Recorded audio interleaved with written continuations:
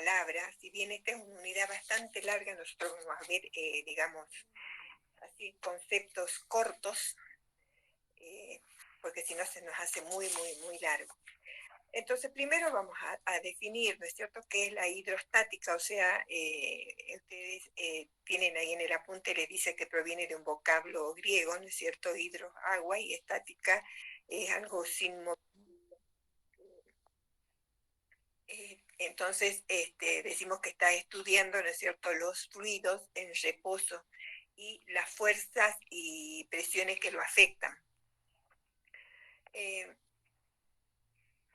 digamos, lo que nosotros vamos a ver son, digamos, distintos principios, ¿no es cierto?, de esta hidrostática. Si bien nosotros vimos, ¿no es cierto?, que los estados de la materia, ¿no es cierto?, son, digamos, cuáles son, digamos, vimos tres, aunque en el apunte les está nombrando, ¿no es cierto?, otro estado que, bueno, no lo tomamos tan, digamos, en cuenta, que, digamos, es, digamos, que se encuentra, digamos, en qué consiste en... eh, ustedes saben que el átomo, ¿no es cierto?, está formado por un núcleo y donde nosotros tenemos alrededor, ¿no es cierto?, de ese núcleo, ¿no es cierto?, tenemos eh, los electrones que giran. Entonces dice que cuando estos electrones, ¿no es cierto?, salen del núcleo, o sea, del átomo, cuando salen es cuando, ¿no es cierto?, se produce este otro estado, que es el estado plasmático que les dice. Nosotros consideramos, ¿no es cierto?, el estado sólido, el estado líquido, el gaseoso. Nosotros decíamos que un sólido es una sustancia, ¿no es cierto?, rígida que conserva su forma frente a fuerzas externas, ¿no es cierto?, de distorsión. Digamos, ¿qué es lo que es un fluido, ¿no es cierto? Un fluido, digamos, serían los gases y serían los líquidos, ¿no es cierto?, que comparten propiedades. O sea, cada uno de estados de agregación de la materia tiene, ¿no es cierto?, sus propiedades, características, pero cuando hay propiedades que comparten tanto los líquidos como los gases, digamos, los consideramos fluidos. Entonces decimos que un fluido va a ser una sustancia no rígida, o sea, si la comparamos con el sólido, o sea que en ese caso ya nos tenemos que ir familiarizando. Como cuando decimos fluido, ¿no es cierto?, estamos hablando de gas o líquidos. Entonces, estos fluidos no conservan su forma frente, ¿no es cierto?, a fuerzas de distorsión, o sea, entonces fluye, ¿no es cierto?, siempre que actúen esas fuerzas sobre estos fluidos. Lo que nosotros vamos a ver entonces, digamos, son esas propiedades, ¿no es cierto?, características de los fluidos que son comunes, entonces, como dijimos, tanto a gases como líquidos. Digamos, estas propiedades, ¿no es cierto?, se aplican lo mismo, digamos, al flujo de aire a través de los tubos bronquiales que al flujo, digamos, de sangre por los vasos sanguíneos. Un sólido, ¿no es cierto?, entonces decimos que se caracteriza por poseer un volumen y una forma definidos. Eso nosotros lo podemos ver. Esa rigidez, ¿no es cierto?, de forma es el resultado de la intensas fuerzas existentes entre las moléculas del sólido. Un líquido se caracteriza por poseer un volumen definido, ¿no es cierto?, pero no una forma definida. O sea, el líquido fluye, ¿no es cierto?, para adaptarse, ¿no es cierto?, a la forma del recipiente que lo contiene. Y un gas se caracteriza por no poseer ni volumen, ¿no es cierto?, ni forma definidos. O sea, se expande, ¿no es cierto?, hasta llenar cualquier recipiente en el cual se coloque ese gas, y si se abre, ¿no es cierto?, se escapa por la abertura. Eso sería comparando, ¿no es cierto?, eh, el volumen, ¿no es cierto?, y digamos la forma. Eh, o sea, como ya dijimos, entonces los gases poseen propiedades específicas como resultado de su expansibilidad, mientras que los líquidos también poseen propiedades específicas por el hecho de presentar una superficie. Sin embargo, ¿no es cierto? Los gases y líquidos, como dije ya, tienen esas propiedades que son comunes, este, y digamos, debido, ¿no es cierto?, a su falta de rigidez. Entonces, no nos olvidemos que cuando hablamos de fluidos, nos referimos, ¿no es cierto?, a gases y líquidos, cuando se tratan de aquellas propiedades que son comunes a los dos. Nosotros, ¿no es cierto?, vivimos, digamos, inmersos, ¿no es cierto?, eh, en una gran capa de aire que es la atmósfera. Y el planeta, ¿no es cierto?, nuestro planeta, la Tierra, está cubierto también de una gran parte, ¿no es cierto?, de otro fluido, que es el agua. Entonces, en nuestro, por ejemplo, el acto de respirar, ¿no es cierto?, es también el resultado de propiedades de los fluidos. También en nuestro organismo encontramos nosotros fluidos, que son, por ejemplo, el agua, ¿no es cierto?, que decimos el agua corporal, que constituye el 60% del peso, ¿no es cierto?, es en el caso de un adulto, que ese porcentaje ya sabemos que varía, ¿no es cierto?, de acuerdo a la edad y al sexo. Bueno, ahora me van a esperar un minutito, yo voy a hacer la captura de los que están, y así seguimos ya.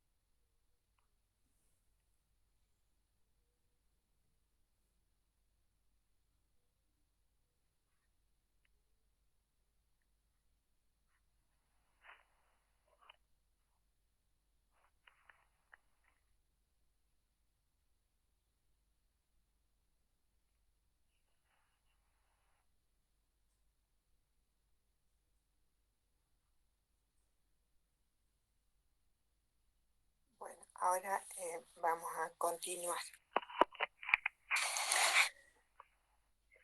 Entonces decíamos también que los gases, ¿no es cierto?, que están presentes en el aparato respiratorio también, ¿no es cierto?, son, o sea, están dentro de los fluidos.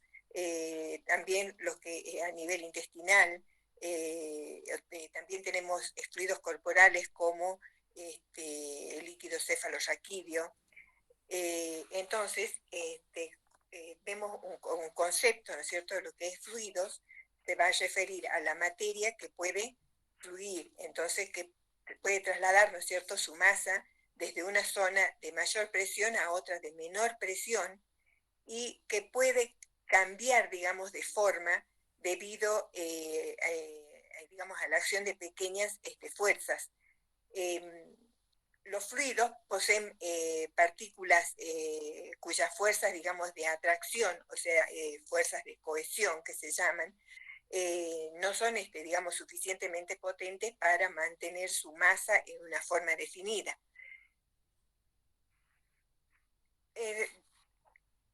Hay conceptos, ¿no es cierto? Bueno, también podemos decir que digamos, que el funcionamiento, ¿no es cierto?, del cuerpo humano depende de una gran medida de presiones de fluidos.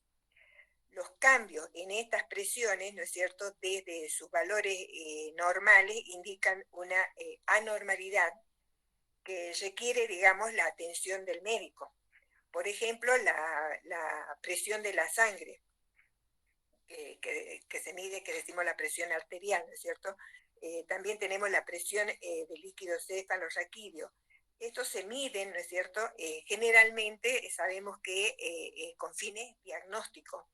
Entonces, ahora, por ejemplo, la importancia, ¿no es cierto?, del significado de tomar la presión, o sea, de la presión como una medición que debe ser precisa, ¿no es cierto? Eso debe ser entendida, ¿no es cierto?, o comprendida por el personal de enfermería, que son los que llevan a cabo los tratamientos que se indican en el caso, ¿no es cierto?, que estos valores de la presión arterial están fuera de sus valores normales.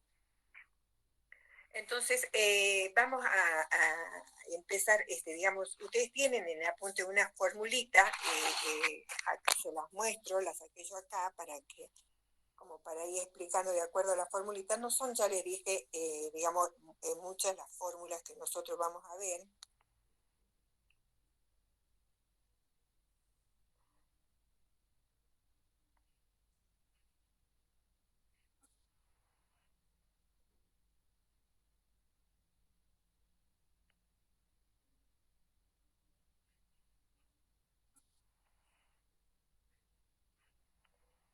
Esperemos un ratito.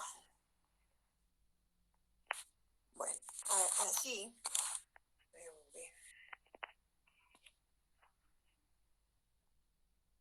Están viendo, ¿no es cierto?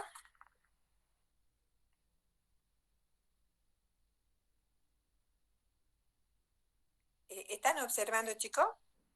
Sí, profe. Uno que me conteste, porque por ahí pienso que me salí.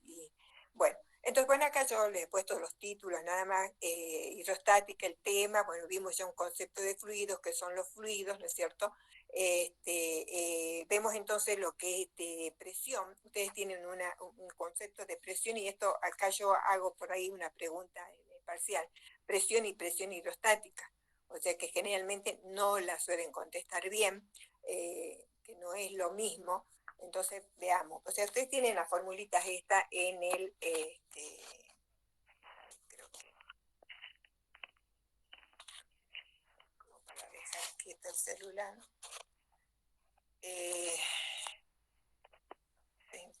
Bueno, entonces vemos la formulita esta de presión, no la de presión hidrostática, ¿no? La de presión, esta,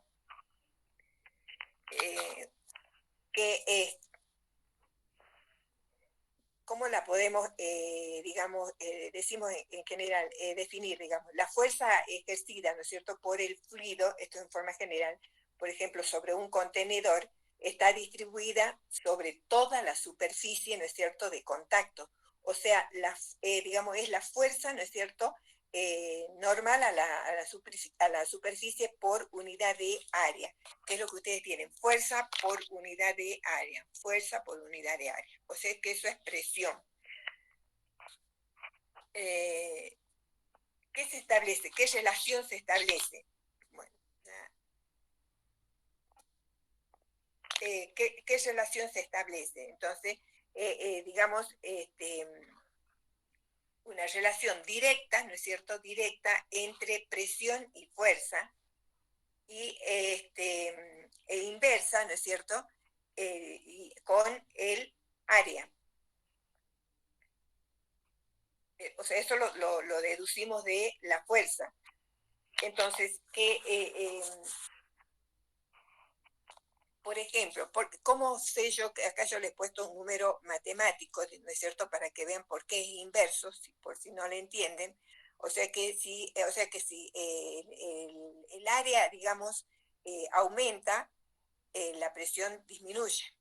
Entonces, por ejemplo, acá yo tengo 2 de área, si yo le pongo un valor a la fuerza, la presión va a ser 3. Si yo le pongo este valor, ¿no es cierto?, 3. Pero si yo aumento el área, entonces tengo que la presión... Esto, el ejemplo que ustedes tienen en el apunte, bueno, es, digamos, es fácil de entender, ¿no es cierto? Por ejemplo, yo camino sobre un piso, digamos, permeable, o sea, de tierra, por ejemplo, con unos tacos finos, o sea, la fuerza que yo ejerzo, ¿no es cierto?, va a ser, es mi peso, pero el área es mi taco, entonces el área es pequeña. ¿Qué hace? ¿No es cierto? Se hunde. O sea que, en cambio, si yo, con mi misma, digamos, fuerza que tengo, que es mi peso, ando con mis calzados normal, o sea, entonces no me hundo. O sea que es como que yo, a menor área, ¿no es cierto?, hago mayor presión. Y a mayor es menor, digamos, la presión. Les da digamos, el ejemplo que les coloca en el apunte. Pero yo creo que con los números, por ahí entendemos un poco más. Por eso decimos que es directamente proporcional a la fuerza, ¿no es cierto?, y inversamente proporcional, digamos, al área. O sea que una misma fuerza va a producir diferentes presiones, que sería mi peso en ese caso, ¿no es cierto? Distintas presiones. O sea que va a depender, ¿no es cierto?, del área sobre la cual actúa.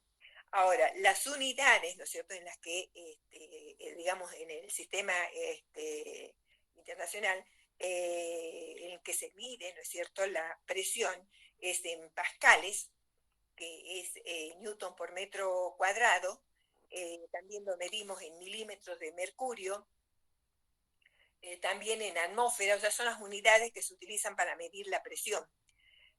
Una atmósfera sabemos que es igual a 760 milímetros de mercurio. ¿Y qué es una atmósfera? Es la presión, ¿no es cierto?, que sentimos debido a la existencia, ¿no es cierto?, de la atmósfera terrestre al nivel del mar. O sea que, por eso decimos 760 milímetros de mercurio. O sea, es el peso de la atmósfera que rodea la Tierra por metro cuadrado de la superficie. Bueno, ahí por ahí pueden tener algún valor, ¿no es cierto?, cuánto equivale en Newton, pero eso no importa, digamos, los valores, digamos, los números. Eso en cuanto, digamos, a presión, lo que es presión, digamos, el concepto. Ahora vemos lo que es presión hidrostática. Estos serían, digamos, como principios, ¿no es cierto?, de la hidrostática. Es la presión, decimos, que ejercida por un fluido en reposo. O sea, que es la presión, ¿no es cierto?, que existe en el interior del agua, actuando fuerzas perpendiculares a la superficie presionada, se puede determinar, ¿no es cierto?, la presión. Disculpe, señor, sí. No se le escucha bien.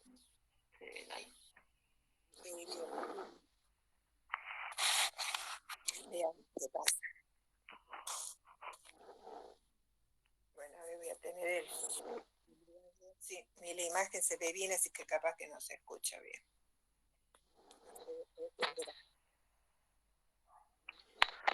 ¿Profe? Sí.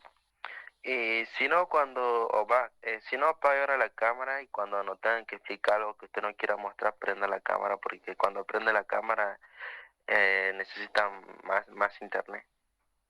En este caso, como tengo prendido, digamos, necesita más bien.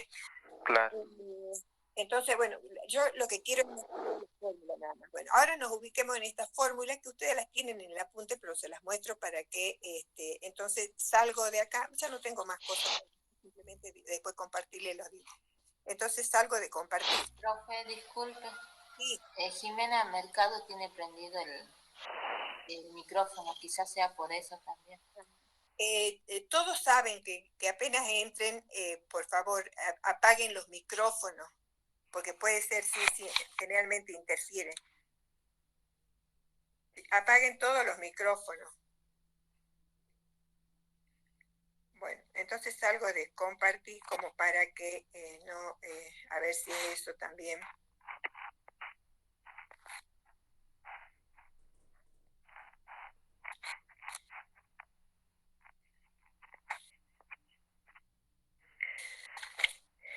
Bien, entonces estábamos viendo esa formulita. Hay alguien que ingresé, que no me fijé el nombre al último, sabe que no está dentro del presente de ahora, porque yo ya a las 4 hice la captura, así que por favor, si quiere tener presente, ingresa en el otro grupo.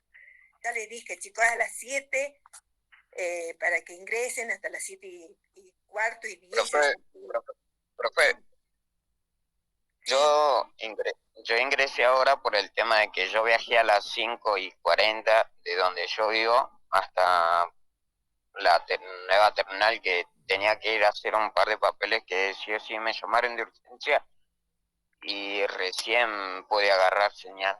Bueno, chicos, tienen 2 grupos, a las 7 y a las 7 y a las 8. Igual yo le avisé a Alba para que le avise a usted, así que no, por eso era el tema ese nada más. Bueno, nos evitemos todos los mensajes, porque yo para eso hago un solo trabajo, porque si no todo el mundo va a mandar mensaje a la delegada, que yo entre tarde, que yo no, y la asistencia yo la voy a controlar de acá, del celular. Que quede claro, chicos, tienen 2 grupos, lo que sí le podés decir, yo por tal motivo ingreso en el grupo que no me corresponde, supongamos, pero traten de entrar a las 7, después si yo no miro los mensajes, se pasa, o sea, ya no les pongo el precio. Listo, profe. Bien. Entonces, teníamos la formulita, ¿no es cierto? Decimos que debido, ¿no es cierto?, que el peso de un fluido, digamos, depende de su densidad, ¿no es cierto? Lo hallamos con la siguiente, digamos, fórmula, que es la que ustedes han visto. Presión igual a H, que es altura, D, que es densidad, y G, que es aceleración de la gravedad. Entonces, la presión que ejerce entonces un fluido depende, entonces, de acuerdo a la fórmula, depende de manera directa, acá, porque vemos que todo está, digamos, no hay nada que sea, no haya un denominador, digamos, una fracción, para que ustedes lo entiendan y lo vean, como para que, digamos, en forma inversa. O sea que, digamos, depende de manera directa de la densidad y de la altura que tenga. O sea, que va a haber mayor presión, ¿no es cierto?, si el fluido es más denso y si el punto es más profundo. Y esto, digamos, se cumple en el caso, ¿no es cierto?, de fluidos líquidos. a excepción, dice, de los gases, porque, digamos, es un fluido, el gas es algo compresible y la densidad no es constante. A mayor profundidad, ¿no es cierto?, en una columna de gas, la densidad va a ser mayor, porque se va a encontrar, ¿no es cierto?, a mayor, el gas que está más profundo se va a encontrar, ¿no es cierto?, más comprimido. Entonces, esta ley, este principio de la presión hidrostática se cumple en los fluidos que son líquidos, digamos, no en los gases. ¿Qué es lo importante de lo que yo tomo en el parcial de estos principios de la hidrostática, ¿no es cierto? Son las aplicaciones en el campo, ¿no es cierto?, de la salud. Entonces, ¿qué aplicaciones encontramos nosotros en el trabajo del hospital? Vemos que son, digamos, numerosas. Entonces estamos hablando de presión hidrostática. Por ejemplo, ¿no es cierto?, ustedes tienen en el dibujito, estamos diciendo que a mayor altura, mayor presión, yo les busco el dibujito que ustedes tienen en el apunte.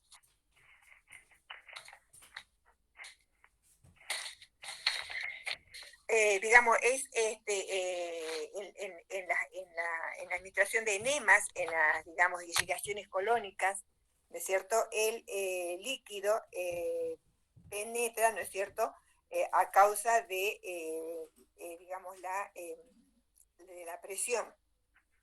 Ahora vemos el dibujito.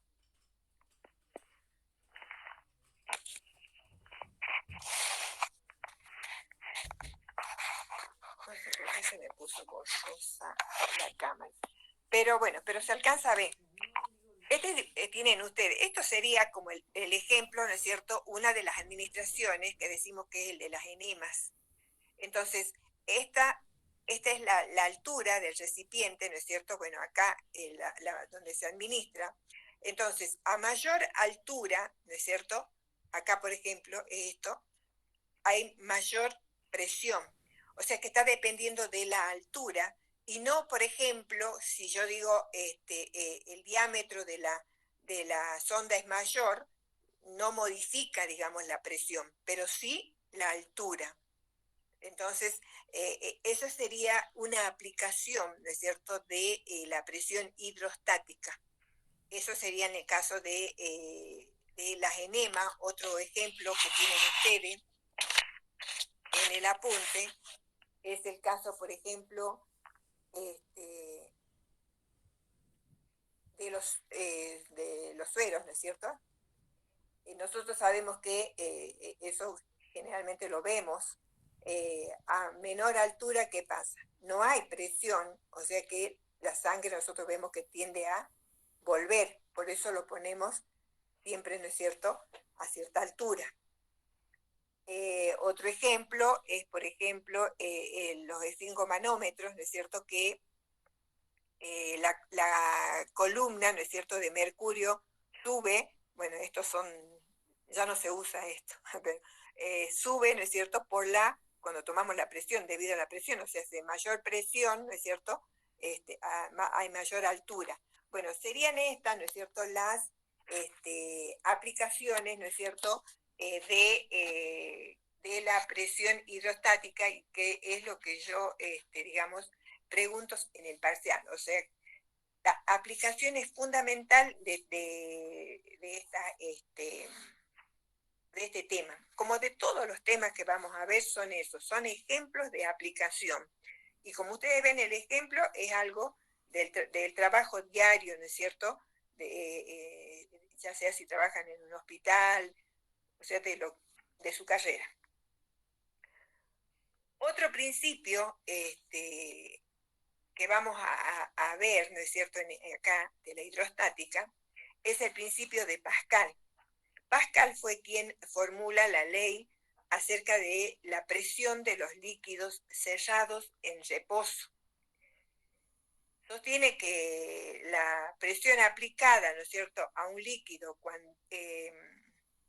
sellado se va a distribuir uniformemente sin disminución a todas las partes del líquido. Como ya les dije en las clases anteriores, esto no está, digamos, ellos no trabajaron en el organismo, en salud, nada, esto, nosotros estamos buscando su aplicación en a las leyes que ellos formularon. Entonces, ¿dónde encontramos nosotros una aplicación esto, no es cierto? Que la presión, ¿no es cierto? Es igual, digamos, en un líquido cerrado, por supuesto, es igual, ¿no es cierto?, en todos los puntos, ¿no es cierto?, del líquido, o sea, no disminuye, digamos. ¿Dónde encontramos la aplicación? Una es en los colchones hidráulicos, o bueno, ahora vienen como de aire, ¿no es cierto? Digamos, la distribución de la presión en esos colchones es uniforme. Entonces, la presión que ejerce el líquido que está sellado, ¿no es cierto?, en los colchones, hacia arriba, o sea, contra el cuerpo del paciente, es la misma en todos los puntos, ¿no es cierto?, del paciente. Y de este modo, ¿no es cierto?, ¿qué pasa? Se previenen las úlceras por decúbito. En cambio, en el colchón común, ¿no es cierto?, hay diferencias de presión, y eso puede producir, ¿no es cierto?, generalmente las escaras por decúbito, por supuesto en los pacientes enfermos, digamos, crónicos. Incluso en la época esto de pandemia se vio, ¿no es cierto?, que no solamente las úlceras eran de cúbito, sino por el tanto tiempo que han estado, ¿no es cierto?, en una posición, hasta digamos, en los pies también, ¿no es cierto?, se formaron esas escaras. Entonces, hay una aplicación, ¿no es cierto?, de este principio de Pascal. Por ejemplo, otra aplicación que podemos encontrar, que estas las tienen en los apuntes, yo les aclaro que el apunte, ustedes por ahí van a encontrar, están de dos, digamos, bibliografías diferentes, entonces por ahí encuentran el título repetido, pero léanlo todo, porque en uno no hay aplicación casi, en el otro hay un poco más de aplicación, entonces como es lo que se toma, entonces como que por ahí van a encontrar cosas que a lo mejor puntos que no toco, pero porque no puedo, digamos, cortar la hoja y sacar únicamente lo que nos interesa. Por eso es importante la clase, como para que ustedes puedan seguir, ¿no es cierto?, los temas que voy dando, que a lo mejor a ustedes les parece cortado, pero la única forma, digamos, de poder simplificar, y por ahí de que bueno, leen un poco más y por ahí se entiende más, digamos. Otro ejemplo, como les decía, el feto, por ejemplo, ¿no es cierto?, está protegido por el líquido en el saco amniótico. Entonces también está en un líquido, está en algo cerrado, ¿no? Entonces, cualquier presión contra la pared abdominal es transmitida, ¿no es cierto?, a toda la superficie del feto. Entonces, eso también es digamos, una aplicación. Pero, ¿cómo veríamos nosotros, digamos, el beneficio, digamos, ¿no? O sea, como dice, cómo se transmite a todo, o sea, que es todo, es como que no hay un punto sobre el que reciba, ¿no es cierto?, el feto, el golpe, sino que porque está en un líquido cerrado, eso se distribuye, ¿no es cierto?, a toda, ¿no es cierto?, digamos, la pared abdominal. O sea, se transmite a toda la superficie del feto, ¿no? Otro ejemplo, que también lo tienen en el apunte, es el elevador hidráulico, que es utilizado para levantar mesas de cirugía, y también, ¿no es cierto?, las sillas dentales.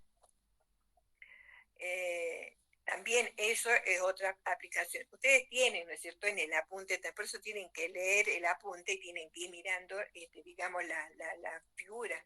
O sea, si bien no todos hemos entrado a una mesa de cirugía, ¿no es cierto?, pero sí digamos, por ejemplo, al dentista. O sea, nosotros nos sentamos y el odontólogo no hace una fuerza como para que nos levante a nosotros, sino que él, en una pequeña palanquita que está en la base, es donde hace pequeña fuerza y nos levanta, digamos.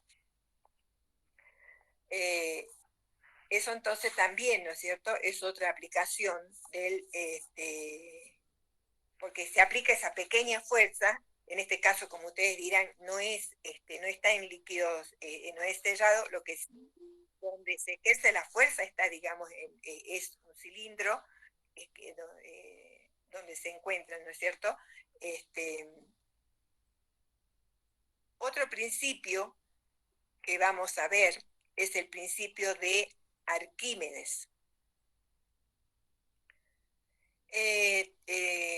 Bueno, ¿en qué consiste? En que las cosas, ¿no es cierto?, pesan menos cuando se sumergen, ¿no es cierto?, en el agua. ¿Por qué? Porque pasan de una zona de menor densidad a otra de mayor densidad.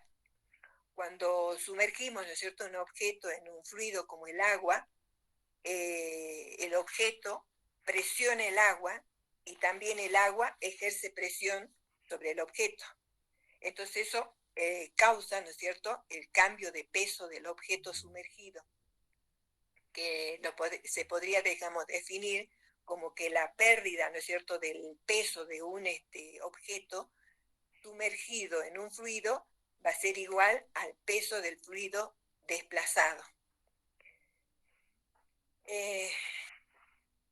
Esto, a ver, ¿dónde encontramos, ¿no es cierto?, su aplicación?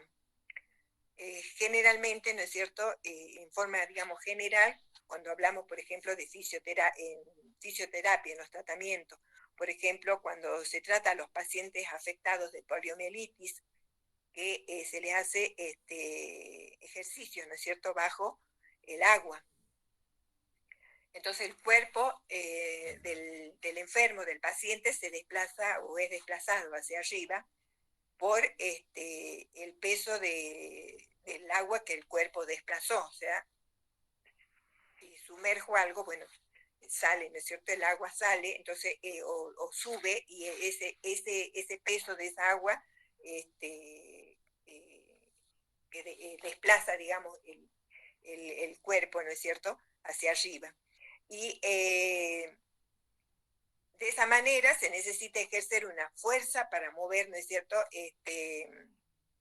a mover los músculos, y especialmente, digamos, lo de las extremidades, para prevenir, ¿no es cierto?, ¿qué cosa? La atrofia por desuso. Por ejemplo, también cuando nos enyesamos por mucho tiempo, por ejemplo, si es el brazo o si a alguien le pasó, después de estar mucho tiempo muchos días con el yeso, siempre el médico aconseja, ¿no es cierto?, tratar de, no cuando nos sacan el yeso, hacer movimientos bruscos, sino tratar de siempre en agua hacer movimiento. Otro, digamos, otra aplicación, por ejemplo, en el caso de los obesos, ¿no es cierto?, en el caso de la obesidad mórbida, en ese caso también, o sea que es mejor, ¿no es cierto?, por ahí hacen mucho más ejercicio en el agua porque se siente el cuerpo pesa menos, pueden realizar más que, digamos, sobre tierra, digamos, estos pacientes. Bueno, de esta manera se pueden encontrar, digamos, pero estos son los ejemplos que más o menos por allí utilizamos para en el parcial, digamos, que es lo que, digamos, les tomo, digamos. Es saber decir qué dice el principio, o sea, de qué trata, qué dijo Arquímedes, qué dijo Pascal, de qué trata el principio de la presión hidrostática, dónde aplico yo esto. Y como ustedes ven, todas las aplicaciones son en salud. Entonces, por ahí les voy a repetir en todas las unidades esto, como para que ustedes vean de que no es una materia que para qué está no me interesa, sino que es una materia que, bueno, de una ciencia como la física, que tiene aplicación en nuestro organismo y por ende, ¿no es cierto?, en salud. Bueno, lo que nos quedaría, porque ya nos queda poco tiempo y quiero que sí veamos el práctico, nos queda o sea, el concepto de lo que es viscosidad, lo que yo les tomo generalmente es viscosidad sanguínea, tensión superficial, lo que es. Y bueno, si hay alguna otra cosita que no veamos, bueno, ya temas que no toquemos, yo no lo veo, no les tomo en el parcial. Pero nos quedarían esos dos, que es corto, pero lo voy a dejar. Y sería hemodinámica para la próxima clase, o sea que hasta donde lleguemos de hemodinamia. El práctico de las leyes de los gases de la clase pasada, ¿no es cierto? Ya está en Classroom para que ustedes ahora cuando dejemos, salen y se ponen a trabajar en eso. Ahora vamos a ver, ¿no es cierto?, las preguntas, el práctico.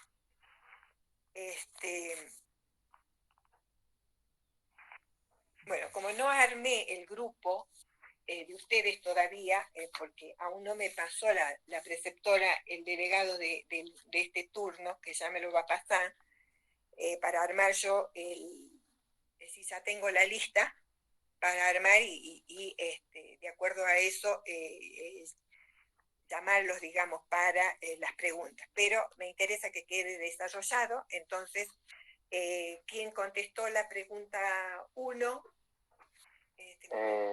¿Puedo responder yo la 1, profe? Me las lee porque no las tengo en este momentito acá. Bueno, ahí le leo, espera un ratito. Del práctico 1, ¿dice usted, no, profe? El práctico 1, sí. Bueno, la pregunta número 1 dice, ¿en qué se diferencian las emulsiones de las suspensiones? Uh-huh. Bueno, yo respondí, espera, ahí entro, acá está. Las emulsiones son una mezcla heterogénea que consta de dos líquidos inmiscibles que pueden presentarse como semisólidos o líquidos. Su modo de aplicación es oral o tópico. Y puse 2 ejemplos. El helado es una emulsión de leche y agua casi congelada. Bueno, pero acá hago la observación. Yo dije que si van a poner ejemplos, son de aplicaciones en salud. En salud. El agua con azúcar, nada de eso va, porque yo veo el ejemplo y tacho. Tacho, bueno, profe. Siempre tratemos de encontrar aplicaciones del trabajo de ustedes, o sea, esa es la intención, ¿no? Otro ejemplo. Bien, seguimos. Bueno, es decir, para prácticos, si ustedes se extienden, está bien. Pero en el parcial tienen que ser bien concisos, lo que pregunto. Porque son muchísimos ustedes y no se puede leer, y aparte, digamos, demasiado, y me voy a demorar muchos días para corregir. Aparte, la letra de ustedes, por ahí no se entiende. Y yo por ahí cuando no entiendo la letra, trato de decir, si no logro entender el concepto, bueno, tacho, porque no tienen ustedes que más o menos tratar de escribir algo legible. Entonces, conciso. Bueno, hasta allí, digamos, está bien, muy extendido, porque dice en qué se diferencian, ¿no es cierto?, las emulsiones de las suspensiones. Entonces, bueno, faltaría decir en qué se diferencian, porque hasta allí se dio un concepto nada más. Sí. Profe, ¿yo puedo decirle esto? Bueno. Profe, yo puse que las emulsiones se diferencian de las suspensiones, ya que las emulsiones son solo líquidos y las suspensiones tienen una fase dispersa y dispersante de sólido y líquido. Bueno, o sea que cuando hablo de, para que sea...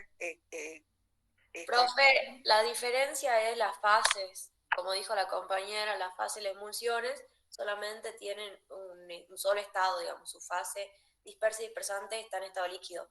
Y las suspensiones solamente tienen una fase dispersa en estado sólido y tiene una fase dispersante en estado líquido gas. ¿Está bien? Sí, en realidad fase es lo que nosotros observamos, ¿no es cierto? Son lo que observamos. O sea que nosotros a las, digamos, a las, tanto a los sistemas heterogéneos, ¿no es cierto? Los llamamos dispersiones, porque están formados, ¿no es cierto? Por, claro, la forma dispersa y la dispersante, pero es perfecto, o sea que esa es la diferencia. Hablar, ¿no es cierto?, de lo que fase dispersa como dispersante, que son líquidos, como que la fase en el y en la suspensión son sólido y líquido o gas. Digamos, la fase dispersante puede ser líquido o gas. Perfecto. Si no pido ejemplos, no van los ejemplos. Pero tratemos de ser concisos. Y si no, bueno, van, es que cuando pide ejemplo, van ejemplos. Bien, está bien. Profe, ¿yo puedo decir la segunda? Bueno. En la segunda decía, cita un ejemplo de suspensión y uno de solución. ¿En qué se parecen y en qué se diferencian? Yo puse ejemplo de suspensión, inyectable como la pelicinina. Ejemplo de solución, agua con alcohol.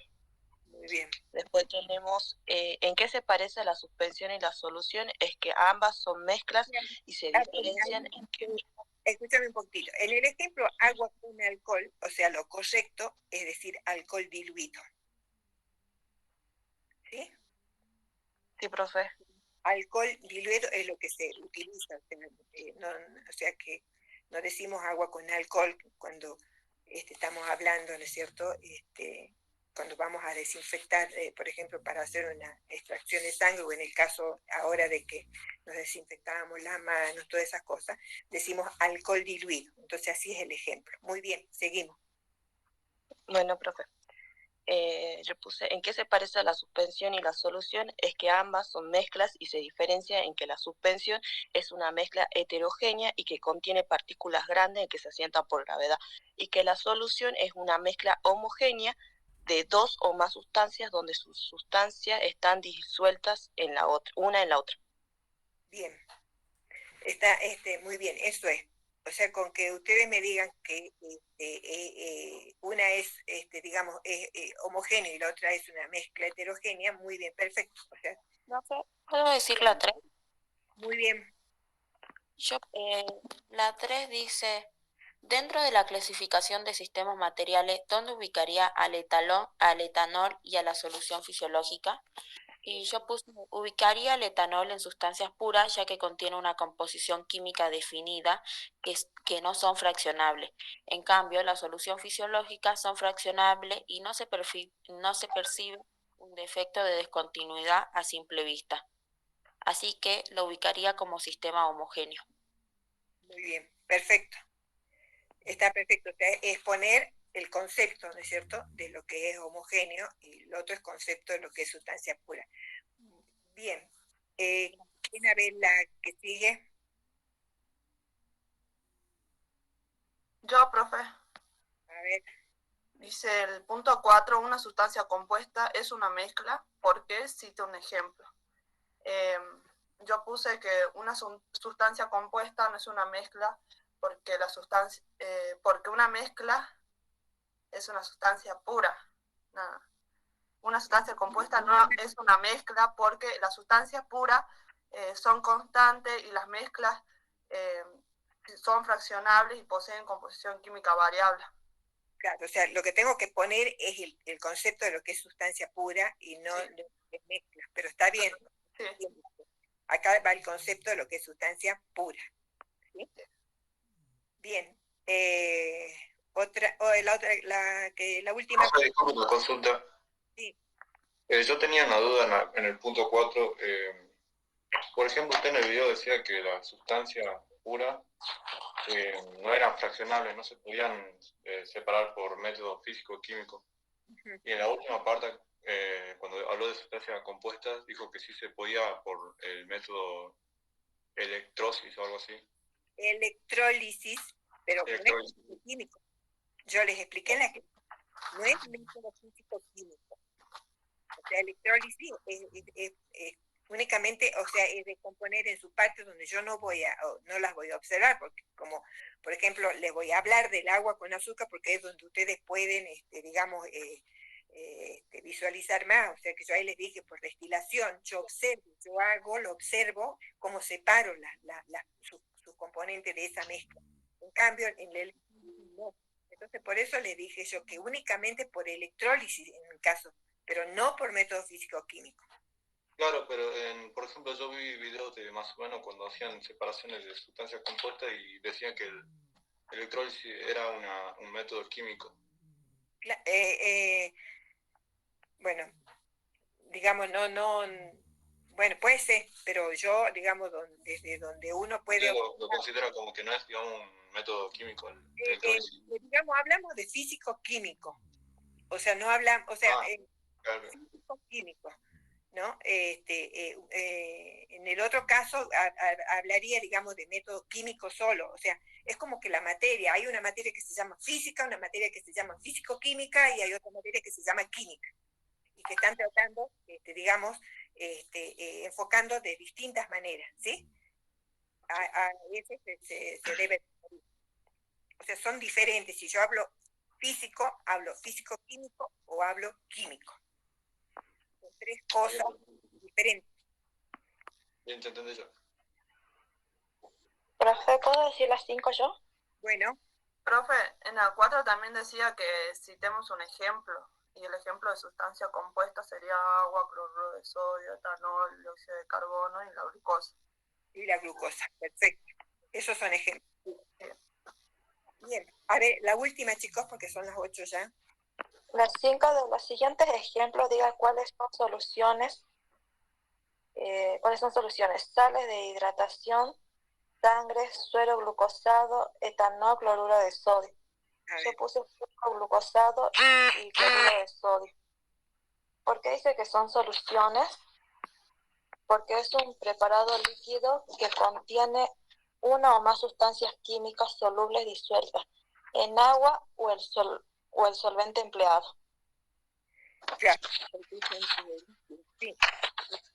No lo tengo al ejemplo acá, pero espero que estén bien todos, digamos. Quiero decirles que de este modo, por supuesto, cambiando, ¿no es cierto?, los componentes, son las preguntas del parcial, o sea, cambiando los ejemplos, digamos. O sea,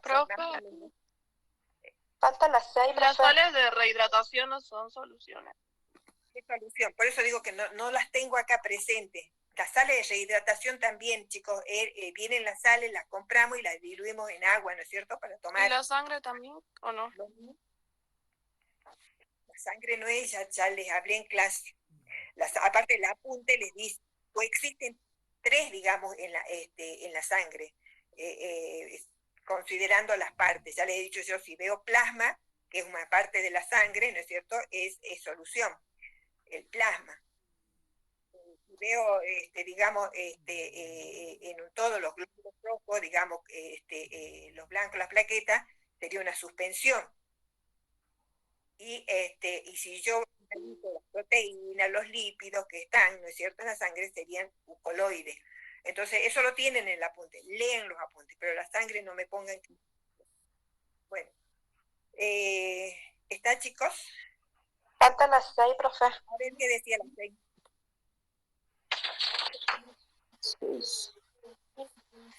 El plasma, el hipoclorito de sodio y la solución fisiológica son ejemplos de A, mezclas heterogéneas, B, soluciones, C, mezclas homogéneas, o B, las opciones B y C son correctas. Yo puse que es la D porque las opciones B y C son correctas. Los ejemplos de esos son soluciones y mezclas homogéneas. O sea, las mezclas homogéneas son soluciones. Muy bien. Perfecto. Bueno, de este tipo, chicos, pero variando los ejemplos, yo puedo variar de enunciado, pero a lo que yo quiero llegar es que ustedes tienen que aprender conceptos y ejemplos. que es suspensión, emulsión, solución, compuesto, elemento y los ejemplos. Entonces van a andar perfectos con esa pregunta. Bueno, chicos, nos vemos. Vean ahora el práctico 2, que creo que son 4 preguntas, o 5, no recuerdo. Es cortito. Nos vemos la clase que viene. Nos vemos, profe. Chao, profe. Hasta luego, profe.